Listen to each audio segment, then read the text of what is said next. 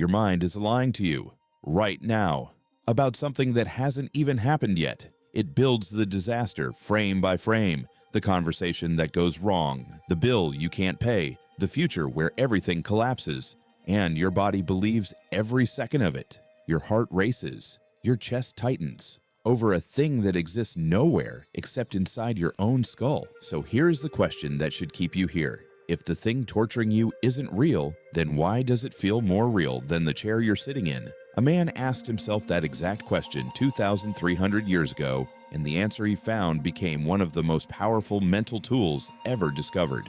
His name was Zeno, and he did not set out to become a philosopher. He set out to become rich. Zeno of Citium was a merchant, a trader of expensive purple dye, the kind of dye that draped the shoulders of kings. He was good at it. He was wealthy. He had built a life most people would envy. And then, in a single afternoon, the sea took all of it. His ship went down.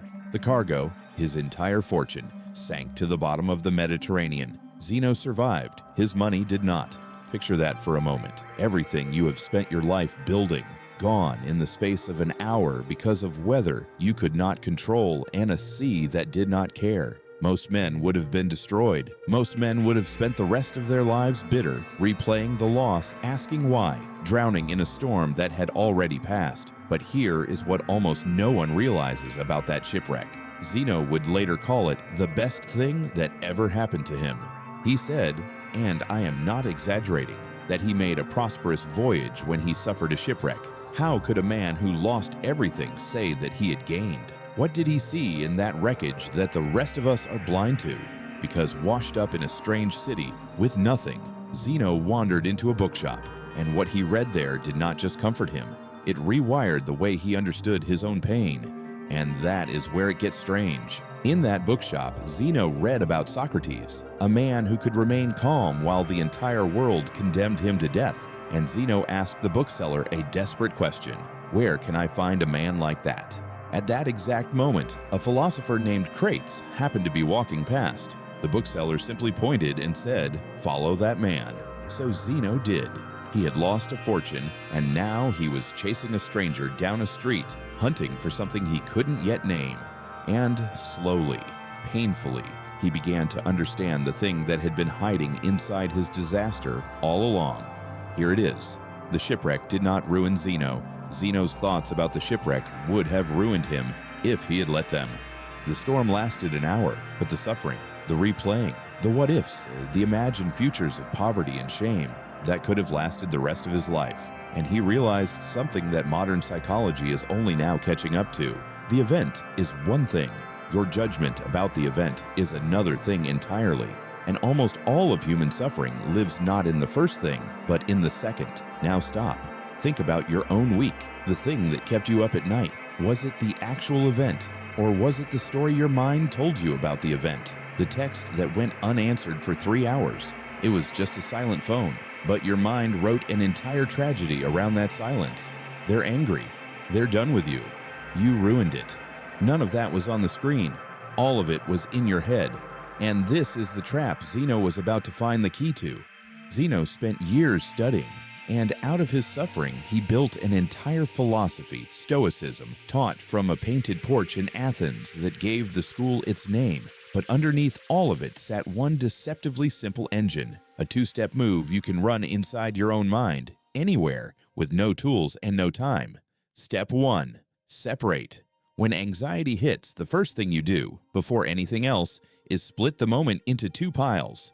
In one pile, what is actually happening right now, in physical reality. In the other pile, what your mind is adding on top of it. The Stoics had a brutal phrase for this. They said, most of what we feel comes not from things, but from our opinions about things.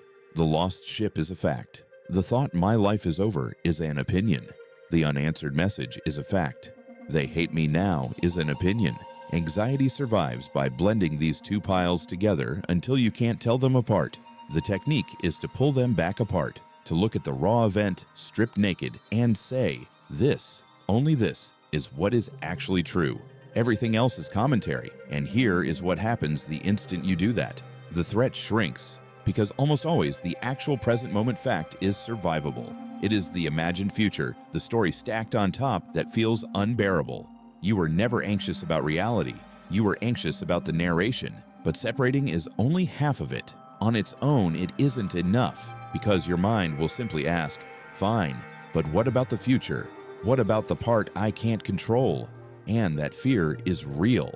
That is exactly where most calming tricks fall apart. And that is exactly where Zeno's second step does something almost no one expects. Step 2, surrender the rest. Not surrender as in giving up, surrender as in releasing your grip on the one thing that was strangling you all along. The demand that you control what cannot be controlled. The Stoics drew a line straight down the middle of all existence. On one side, the things that are up to you, your judgments, your choices, your response. On the other side, everything else, other people's opinions, the economy, the weather, the past, what someone will text back, whether the ship sinks. And they notice something devastating about human misery. We spend our lives pouring energy into the second side, the side we cannot move an inch. And we neglect the first side, the only place where we actually have power. Anxiety is, at its core, the attempt to control the uncontrollable through worry, as if enough dread could change an outcome, as if rehearsing the disaster could prevent it. It can't. It never could. So step 2 is the conscious act of returning your attention to your side of the line. You ask, what here is actually mine to act on?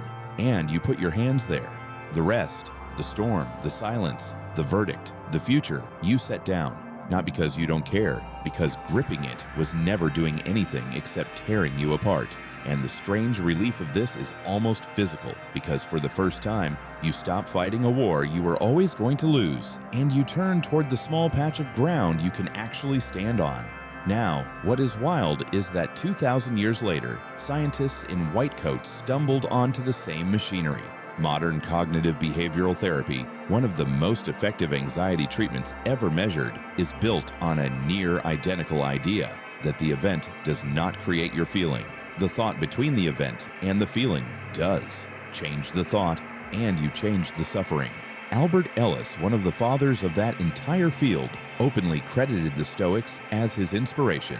Psychologists now talk about cognitive distance, about distinguishing what you can and cannot control, as cutting-edge mental health. Zeno was teaching it on a stone porch before there were maps of the world we know. The man who lost everything to the sea handed us the operating system for the anxious mind. So, let's go back to the question we started with. Why does an imagined disaster feel more real than the chair beneath you? Because your mind did not evolve to be happy. It evolved to keep you alive, and a brain that imagines threats survives longer than one that doesn't. Your anxiety is not a malfunction. It is an overprotective bodyguard who never goes off duty. Zeno's 2 steps don't fight that bodyguard. They give it a job it can actually do. So here is the practice. And you can run it tonight. The next time your chest tightens at midnight, the moment you feel it rising, stop and say to yourself, what is actually happening right now? Name only the raw facts. Not the story, the facts. I am in my bed. My body is safe. A message is unanswered. That is step 1. Separate the event from the narration. Then ask the second question. Of everything in this, what is actually mine to control? Maybe it's nothing but your own next breath and your own next choice in the morning. Put your attention there, and everything outside that line, say the words out loud if you have to. This is not mine to carry. 2 questions. What is real? What is mine? That's the entire anchor. You will not feel like a different person overnight, but you will feel the grip loosen, and the more you run it, the faster reality returns. The ship sank. The man was saved. And the difference between the two was not the sea. It was what he chose to do with his own mind.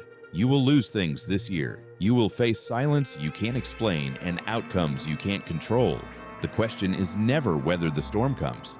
The question is whether you spend the rest of your life living inside an hour that has already passed. Tonight, when the worry comes for you, remember the 2 questions. What is real? What is mine? Anchor there. If this gave you something worth keeping, stay with us. There is far more of this ancient mind to uncover, and the next piece is waiting for you.